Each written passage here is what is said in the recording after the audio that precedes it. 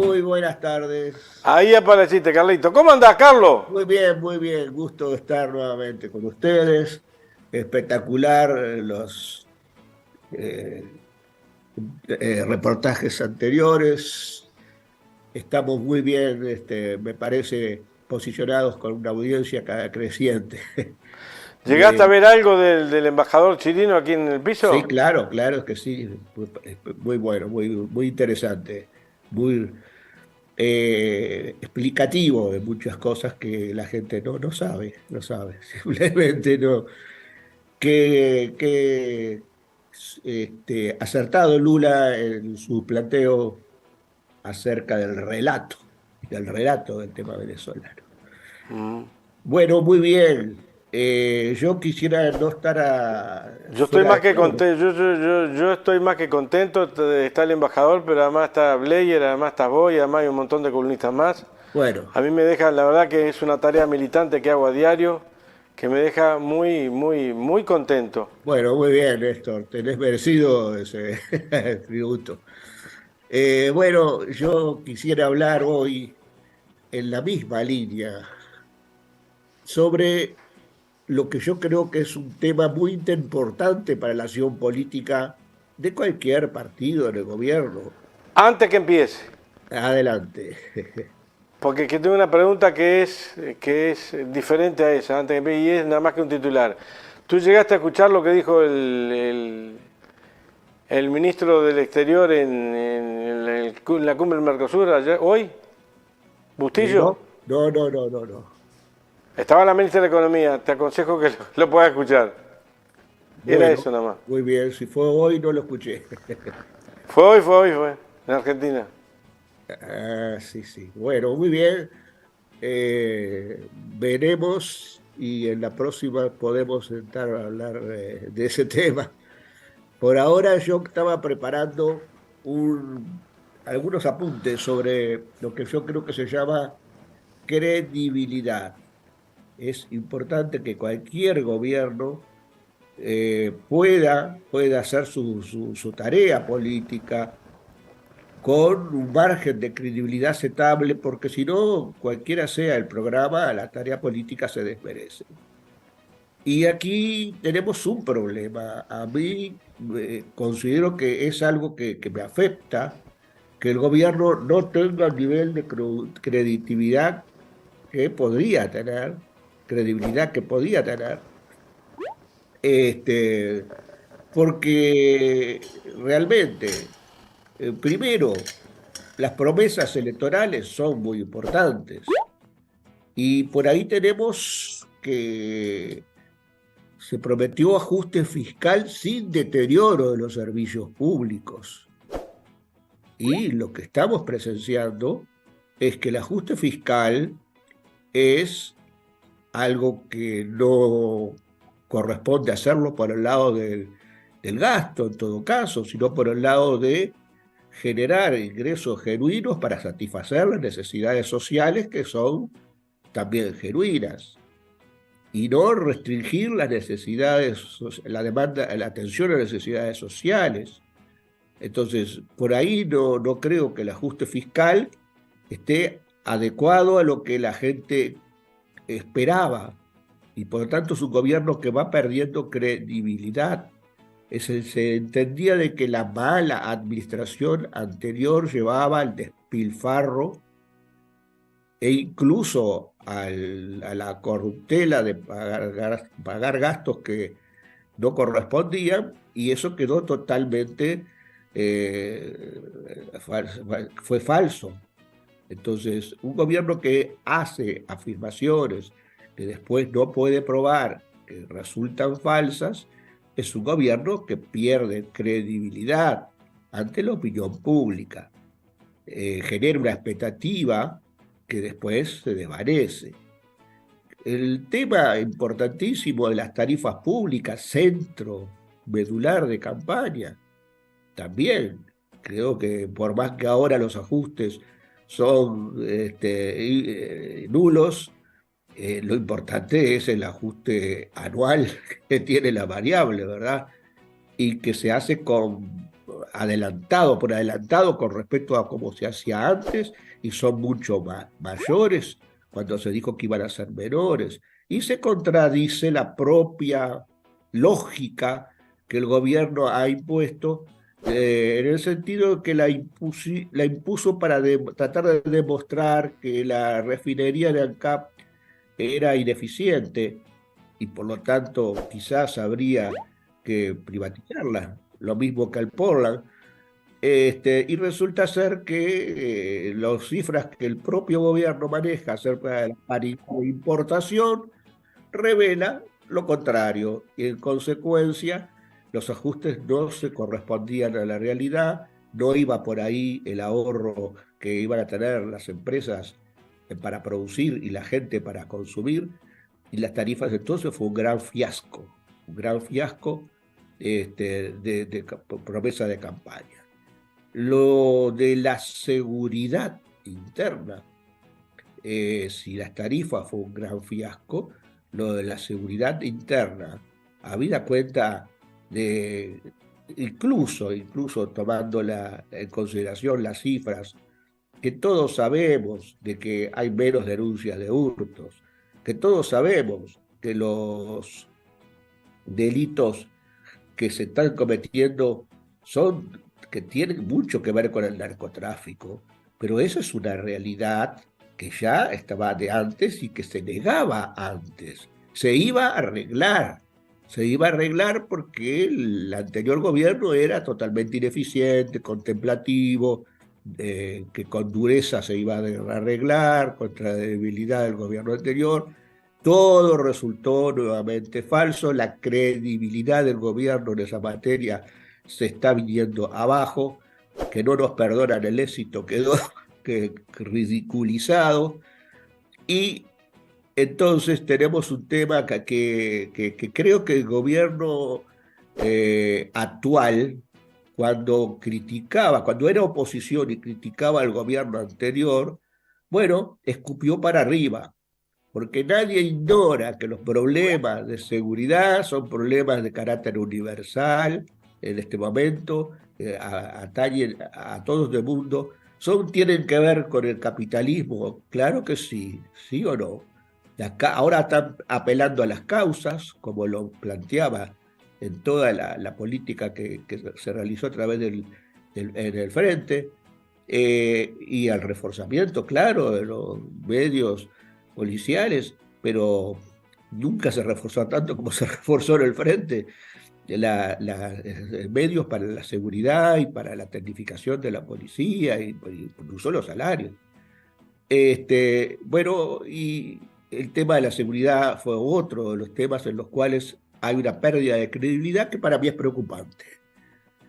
Pero ahora se agrega el tema del agua.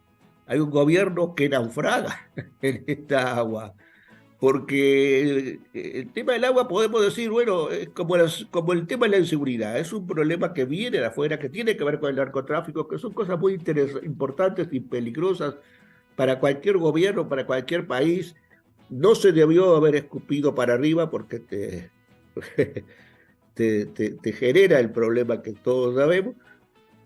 El problema del agua, entonces, yo no me canso de insistir. Se perdió 3 años al descartar el proyecto Neptuno, el proyecto Casupá, y pergeniar el proyecto Neptuno. Son 3 años. En 3 años ya se podía haber tenido elementos de contención de la actual crisis con el proyecto Casupá avanzado. Entonces, por ahí se pinta como que no lo atendió el gobierno anterior dejó el proyecto. Un proyecto es algo importante, se demora en realizarlo, en construir un proyecto se demora, y demoró 3 años de turno por lo visto, porque desde el comienzo se pensó en un proyecto, ¿no?, que diera participación a los privados, porque bueno, por ahí se consiguen negocios también, y la coparticipación público-privada se ve como filosóficamente hablando, se lo ve como la panacea. Bueno, por ahí entonces estamos en ese asunto, y el gobierno está teniendo serios problemas porque dice, bueno, lo de la represa se va a hacer en una semana, una semana. Yo pensé, caramba, una semana hacer una represa, qué interesante. Habrá una idea muy ingeniosa, pero la semana pasa y nadie dice si está hecha, si no está hecha. Nadie dice, nadie ya habla de la represa salvadora. El gobierno afirma presidencia de la República, concentra las atribuciones de dar la información al respecto. No la puede siquiera saber el delegado de la oposición en OCE. Son atribuciones que no tiene el presidente, señores. El presidente no puede atribuirse de ser quien habla sobre temas concernientes a entes autónomos y servicios descentralizados, por algo lo son, establecidos así en la Constitución de la República. Por lo tanto, el presidente no los puede hacer callar para que él dice todo lo que va a hacer. ¿Y qué dice él? Que en 2 semanas el tema del agua se va a arreglar, que los uruguayos van. Carlos, no hay que olvidarse que cuando hablamos de organismos descentralizados, más que nada para la gente que no lo sabe, significa que son votados en el Parlamento a propuesta del Poder Ejecutivo, son votados por mayorías especiales. No es una cosa antojadiza, sino que tiene el aval del Parlamento por mayorías especiales establecidas por la Constitución para que actúen como organismos descentralizados. El presidente puede tener mandato de destituirlos, pero tiene que a su vez para nombrarlos pedir otra vez ya al Parlamento con mayorías especiales. Así que son organismos que tienen autoridad para hablar y no se los puede hacer callar y decir, no, acá concentro la información yo. Parece una actitud monárquica, no contemplada en nuestra Constitución de la República, por supuesto. Y entonces, además, si se dijeran cosas creíbles, pero se dicen cosas que no son creíbles, que a las 2 semanas no se cumplen, y yo creo que nadie está haciendo valer esa falta de credibilidad. ¿Por qué? Por lo que decía recién Bleyer, estamos en un gobierno que es una agencia de publicidad y entonces se manejan con criterios muy afinados al respecto. Yo hice una propuesta el otro día, cortita, breve, 10 segundos, que anda por allí circulando en las redes, en un programa de estos días que hablé, lo consulté con algunos técnicos. La mejor época y la mejor opción que tiene dentro de la sequía y las gracias que tenemos sobre el tema del agua es ahondar la represa Pau Severino y ahondar la represa Canelón Grande, porque está seco, se puede entrar con las máquinas. ¿Qué se necesita? Sí. Plata, no invierten plata ahí. Exacto, puede ser muy bien, pero yo creo que es una de las opciones técnicas, pero deberíamos de encararlas y no estamos jugados en plan Neptuno, digámoslo con sí, claro. Esos términos. Y la gente que no tiene para tomar agua, que espere que llueva. Y hay una población red de determinados compromisos, como lo hubo con el puerto, que se dijo no, que esta gente había hecho un pleito, que el Estado movía ahí, y se manejó con eso y se entregó el puerto 60 años a una compañía extranjera privada. No, yo digo, considero que tiene razón lo que dicen que la agencia de publicidad funciona. Yo siento que nos toman el pelo. Yo siento que hay además, un entender que la gente es tonta, que no va a captar los temas en su verdadero contenido. Y ahora viene la credibilidad en otra cosa, que es como todo gobierno, cuando entra dice yo voy a mejorar el empleo, voy a mejorar el salario, la calidad de vida de la gente pasa por allí, porque la gente es la masa de la población, es trabajadora, es dependiente o puede ser trabajador independiente, pero es trabajador. Y resulta que el tema salarial, bueno, primero dijo, bueno, el salario bajó por la pandemia. El salario bajó porque bajó el PBI, la torta no subió, bajó, y entonces los salarios tienen que entender que si la torta baja, también baja lo de ellos, y bueno, todo discutible, porque cuando la torta sube, no sube lo de ellos, pero podemos considerar ese argumento y decir, bueno, pues ya la pandemia pasó, ya el Producto Bruto Interno, o sea, la torta ya creció algo así como un 3,8% y este año crecería un 2%, menos de lo previsto, pero crecería. Y, sin embargo, los salarios, cuando bajó el producto, bajaron, cuando subió el producto, no tienen perspectiva de subir. No se va a cumplir con la promesa. No se va, vamos a otra vez perder credibilidad en el tema. Lo digo a partir de lo que ya está plasmado en la rendición de cuentas para el salario del sector público y lo que ya está delineándose en las pautas salariales para las negociaciones del sector privado. Lógicamente, resta que se tenga lugar la batalla, que se tenga que dar al respeto, pero la intención, lo que marca la credibilidad entonces de lo que se dice, ni que hablar de la credibilidad del ministro Mieres, cuando dijo que no iba de ninguna manera a formar coalición con el gobierno con Cabildo Abierto, pero entonces estamos en un tema de credibilidad por todos lados. La falta de credibilidad se acusa por todos lados. Y yo diría justamente hablando de Cabildo Abierto, alguien puede tener credibilidad de que una agrupación como Cabildo Abierto bregue en el gobierno por mejorar los salarios. ¿Qué pasó en la dictadura? Porque este partido está vinculado a personajes que tuvieron lugar y que no son críticos, solo los veo críticos, porque me interesaría ver eso. Autocrítica se pide muchas veces en otras cosas, y yo no veo autocrítica nunca, yo veo en todo caso justificación y defensa de algunas cuestiones que hacen a los torturadores y demás. Entonces yo creo que proyectos de ley que los quieren amparar, lo que delimita entonces las posibilidades. ¿Saben cuánto perdió el salario real previo a la dictadura, en lo que provocó el conflicto social, que provocó las medidas prontas de seguridad y que provocó una redistribución del ingreso desfavorable?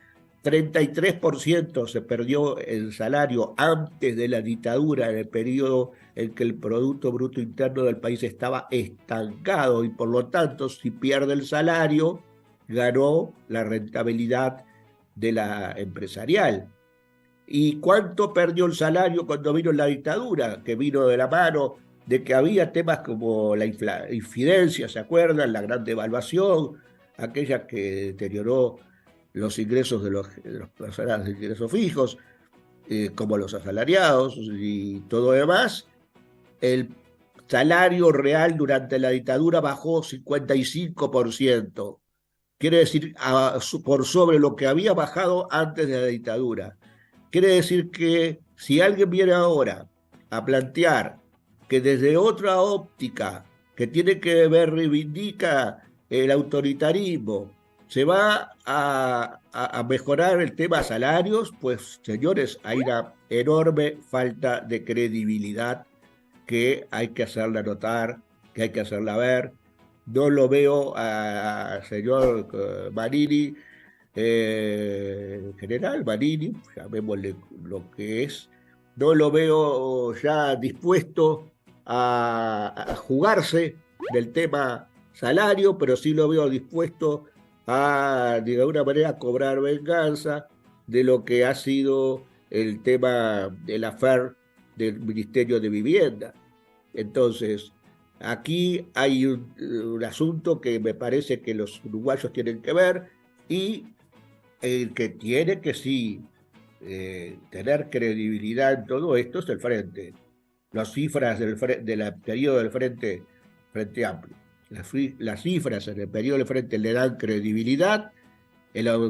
Se recuperó, sí, es cierto, subió una base baja, se recuperó el salario en un 60%, el producto subió en consecuencia en los mismos términos parecidos, lo cual decían que no se podía hacer, el empleo subió, y tuvo oscilaciones a lo último, pero subió en términos generales, de manera que lo que vamos a tener que sí hacer ahora es que lo que decía Blair, que esa respuesta que obtengamos de programa elaborado y que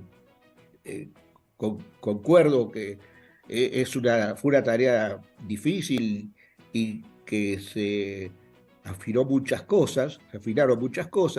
Bueno, las respuestas a ese en el diálogo con la gente den lugar a un programa que sea creíble y que demostremos la contraposición con todo esto, que demostremos que no defendiendo a la malla oro, aquí Cabildo Abierto nunca refutó la defensa de los mayaoros en plena pandemia, cuando se los exoneró diciendo que iban a ser el motor de la economía.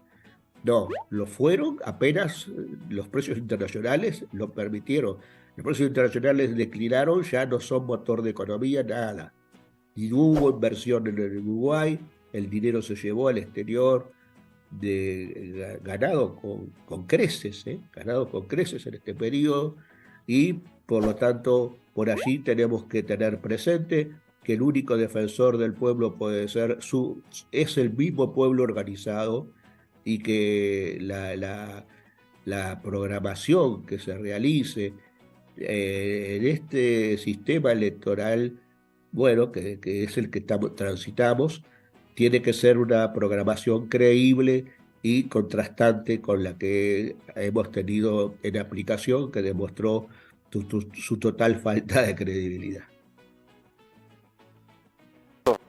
Hasta la próxima. Muchísimas, pero muchísimas gracias. Realmente se cierra con una excelente participación de tu parte y un aporte a la ciudadanía. Gracias. Hasta pronto.